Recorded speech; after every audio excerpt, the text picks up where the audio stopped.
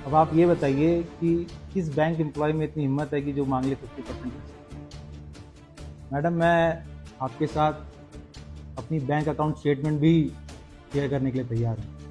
हमने कितना पैसा जो प्रोजेक्ट अफेक्टेड फैमिली उसने साइन किया और कितना पैसा उसके अकाउंट में है, इतनी ट्रांसपेरेंसी के साथ भी मैं काम करने को तैयार हूँ। अगर आप चाहें आप वो भी देख सकती हैं।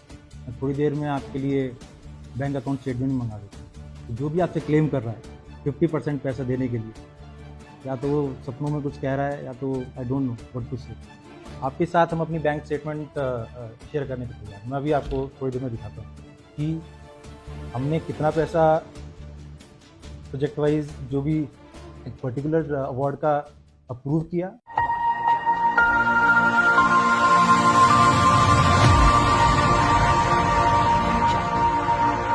जैसा आप सबको पता है कि डिस्ट्रिक्ट एडमिनिस्ट्रेशन हमारा जो फ्रंटियर हाईवे बन रहा है उसका कंपनसेशन प्रोसेस जो हम कंप्लीट कर चुके हैं। आपने पिछले कुछ दिनों में बहुत सारी वीडियोस देखी होंगी जहां पर कुछ सोशल एक्टिविस्ट फॉल्स क्लेम कर रहे हैं। उन्हीं फॉल्स क्लेम को एड्रेस करते हुए, सेटल करते हुए ये प्रेस ब्रीफिंग देना हमें थोड़ा ज़रूरी लगा।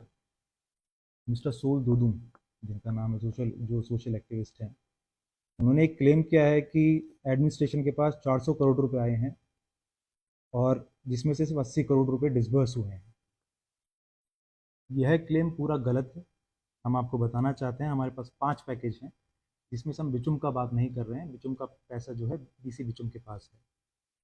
हमारे पास रफली अप्रॉक्सीमेटली 220 करोड़ रुपए आए थे, जिसमें से हमने 207 करोड़ रुपए लोगों के अकाउंट में डाले हैं और कुछ प्रोसेस में हैं क्योंकि कुछ टाइटल डिस्प्यूट है, किसी का अकाउंट नंबर मैच नहीं कर रहा है, किसी का आईएफएससी कोड मैच नहीं कर रहा है। तो रफली 207 करोड़ रुपए हमारा प्रोसेसिंग में है, जो कि जिसने भी आके अवार्ड एक्सेप्ट किया है उसके अकाउंट में पैसा जाएगा। तो ये 207 करोड़ रुपए होता है 94% of the total received money. तो जो भी ये क्लेम करता है कि 400 करोड़ रुपए आया है और 80 करोड़ बट गया है और बाकी का पैसा कहाँ गया है, ये एक फॉल्स क्लेम है। हम चाहते हैं अपनी जो ईस्ट कामेंग की जनता है और जो बामिंग और चयनताजू के जो लोग हैं, जो प्रोजेक्ट अफेक्टेड फैमिलीज़ हैं, इस चीज़ पे बिल्कुल विश्वास न करें। ये ऑफिशियल फिगर्स हमारी जो 5 तारीख तक जो हमने डिसबर्समेंट कंप्लीट किए ऑफिशियल फिगर्स उसके हैं। मैं आप दोबारा रिपीट करना चाहता हूँ, 220 करोड़ के लगभग हमें पैसा मिला था, इसमें 207 करोड़ रुपए लोगों के अकाउंट में हमने डाले हैं। पहला क्लेम जो मैं रिफ्यूट करना चाहता हूँ as claim by mister Sol Dodu, जो कहते हैं कि 400 करोड़ रुपए और 80 करोड़ रुपए हमने सिर्फ बांटे, वो चीज़ गलत है। उन्होंने ये भी क्लेम किया था मिस्टर सोल दोदुम ने कि उनका फेक बोगस बिल बनाया गया है। तो मैं आपको ये बताना चाहता हूँ कि पैकेज नंबर 2 सीरियल नंबर 251 हमारे एस्टिमेट में वो एक टाइटल डिस्प्यूट के तरह रजिस्टर्ड है। टाइटल डिस्प्यूट क्या होता है कि किसका मालिकाना हक है हमको नहीं पता है। तो it is registered as title dispute between Sol Dodum versus Vijay Dodum. इसके बाद मिस्टर सोल दोदुम ने खुद एफिडेविट दे के बोला है कि ज़मीन हमारा नहीं है। उसके बेसिस पे ये जो पेमेंट है वो प्रोसेस हुई है। तो जो ये बोल रहे हैं कि किसी का भी नाम चढ़ जाता है, किसी का भी कुछ भी हो जाता है, ये चीज़ गलत है। मैं चाहता हूँ हमारी जो जनता है ऐसे फॉल्स क्लेम पे विश्वास ना करे। तीसरा जो एलिगेशन जो लगाया जाता है, जो वो एक दोबारा फॉल्स क्लेम है कि हाईवे के अलाइनमेंट हमने चेंज कर दिया। मैं आपको बताना चाहता हूँ कि ये जो फ्रंटियर हाईवे का प्रोजेक्ट है, this is a project which has been executed by ministry of road transport and highway. इस हाईवे का अलाइनमेंट हमने डिसाइड नहीं किया है। इस हाईवे का अलाइनमेंट चेंज करना मेरी पावर में बिल्कुल भी नहीं है। तो जो भी ये कह रहा है कि हमने हाईवे का अलाइनमेंट चेंज कर दिया है, कोई पेपर पे खिंची हुई पेंसिल का वो नहीं है कि आज मिटाया दूसरी जगह से ले गया, कोई पसंद आया उसके घर से फाइव निकाल दिया।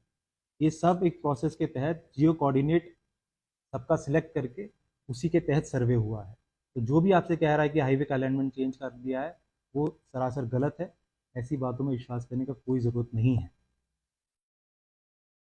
एक और बात कही गई कि हम आरटीआई एप्लीकेशन का जवाब नहीं देते। मैं आपको बताना चाहता हूँ कि परसों ही 4 तारीख को हमने आरटीआई एप्लीकेशन एड्रेस करी है। जो भी रिप्लाई लैंड डिपार्टमेंट ने फाइल किया है वो हमने एप्लीकेंट को दे दिया है। तो ये कहना कि डीसी ऑफिस नहीं सुनता है, डिपार्टमेंट नहीं सुनता है, ये सरासर गलत है। कोई भी अगर आरटीआई एप्लीकेशन फाइल करता है उसको आरटीआई एक्ट 2005 के तहत प्रोसेस किया जाता है। As DC I am the first appellate authority. तो जो आरटीआई कमिश्नर होता है वो सेकंड अपीलेट अथॉरिटी है। तो जो भी रिप्लाई डिपार्टमेंट देता है तो ये हमारा कानूनी लीगल राइट है और रिस्पॉन्सिबिलिटी भी है कि वो हम एप्लीकेंट को दे।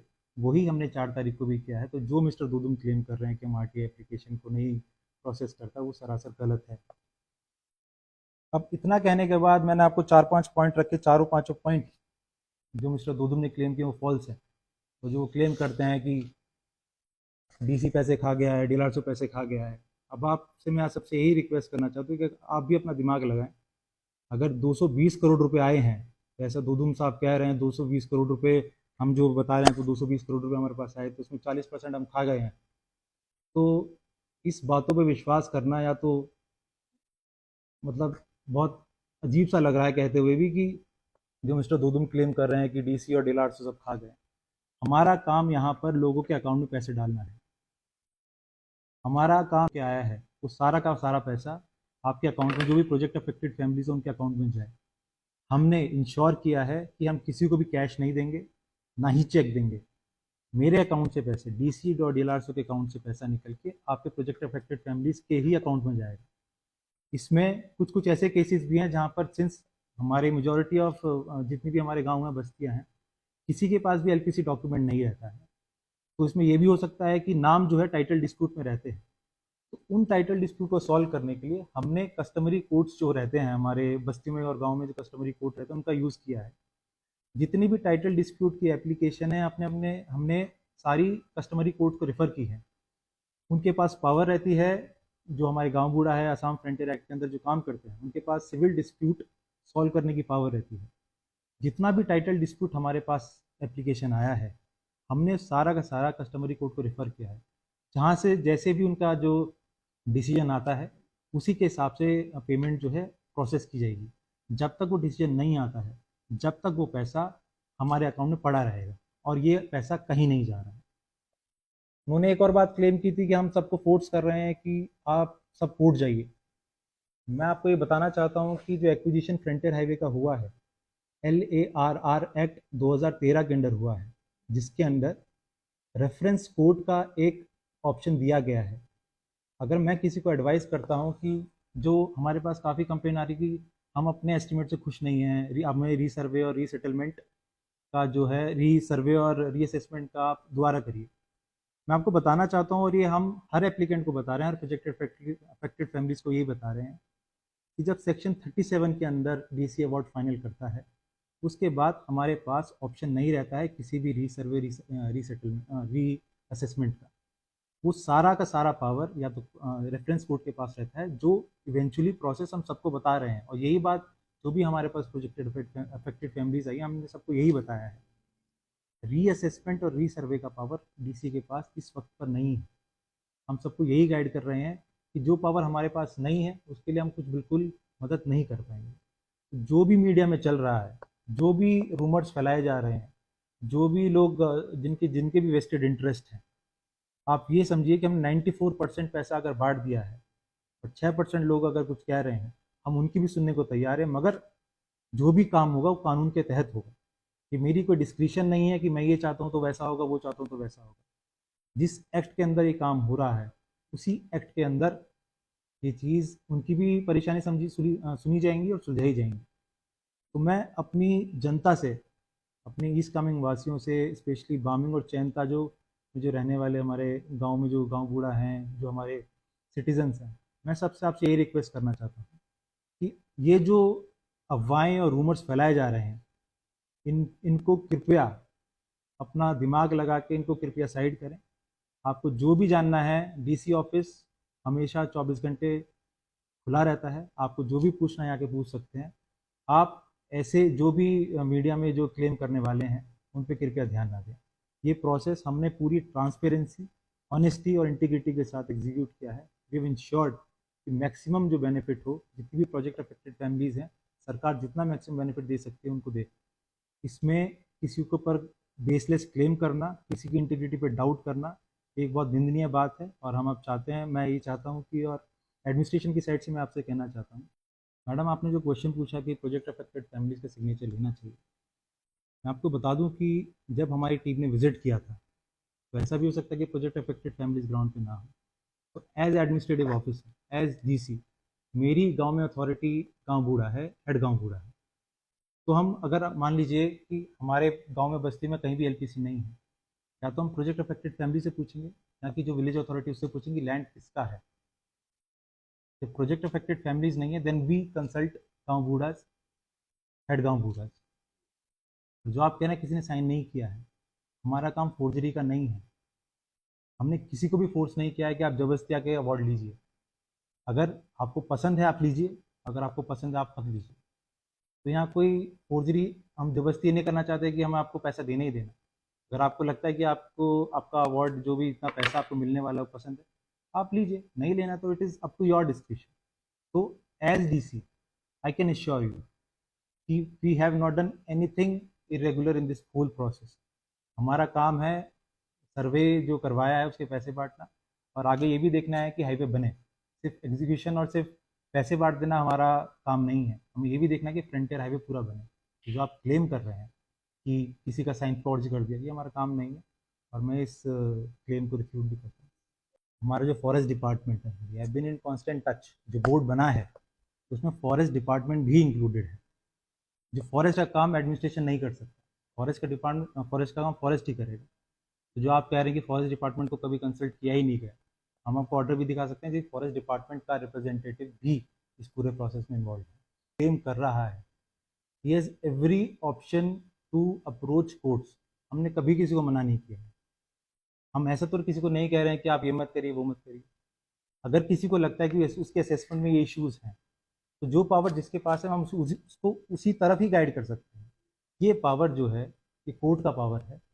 ये डीसी का पावर होता था, I would have resolved everything. ये मेरा पावर नहीं है, इसलिए we are guiding everyone towards that particular part जहाँ पर जो चीज़ जो आपका इशू सॉल्व कर सकता है हम उसको वहीं भेज रहे हैं। अब आप ये बताइए कि किस बैंक एम्प्लॉय में इतनी हिम्मत है कि जो मांग ले 50% पैसा।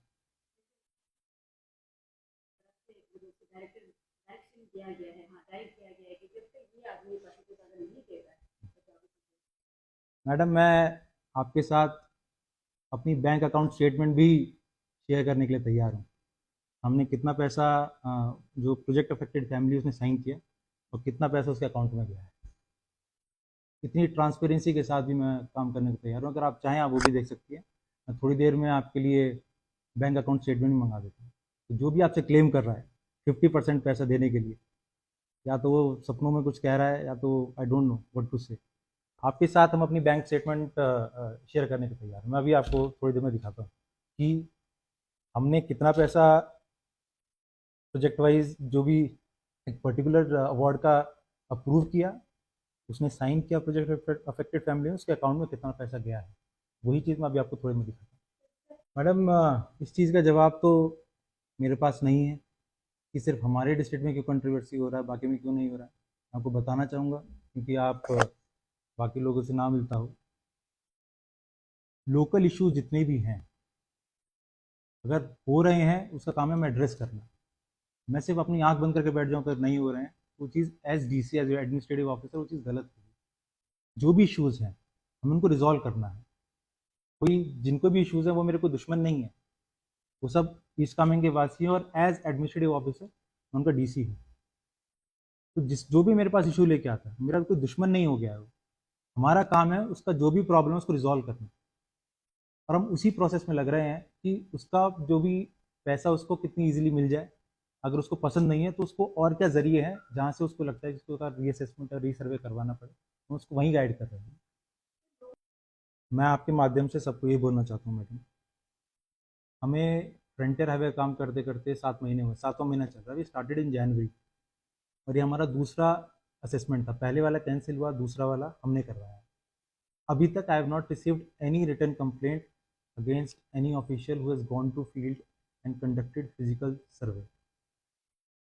राइट, कोई भी अगर आके मुझे कहता है कि मेरा ऑफिसर ऐसा कर रहा है तो it is my duty, legal responsibility उसकी इंक्वायरी हो।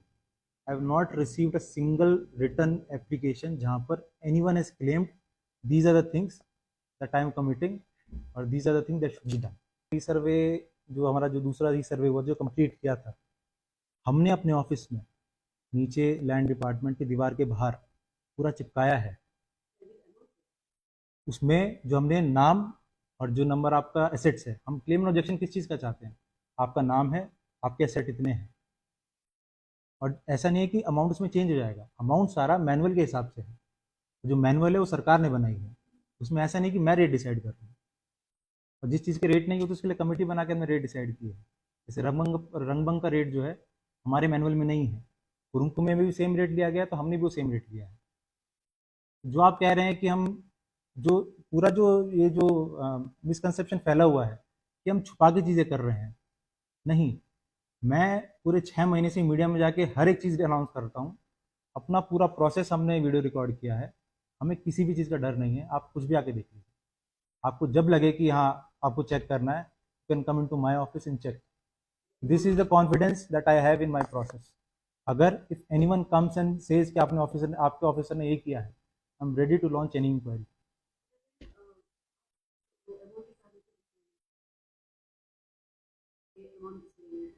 जस्ट बिकॉज आप जो कह रहे हैं कि अमाउंट डिस्प्ले क्यों नहीं हो रहा है, हमें कोई परेशानी नहीं है मैडम। जस्ट बिकॉज हमारा जो लैंड एक्विजिशन का प्रोसेस है 5 तारीख को खत्म हुआ, हम अपडेट करने में कोई परेशानी नहीं है। मगर इस चीज़ को आपने इतना बड़ा बना दिया है, जो भी आपके साथ बात करते हैं, जो भी मीडिया में बात करते हैं, तो इतनी चीज़ आपने आउट ऑफ द प्रोपोर्शन बना दी है।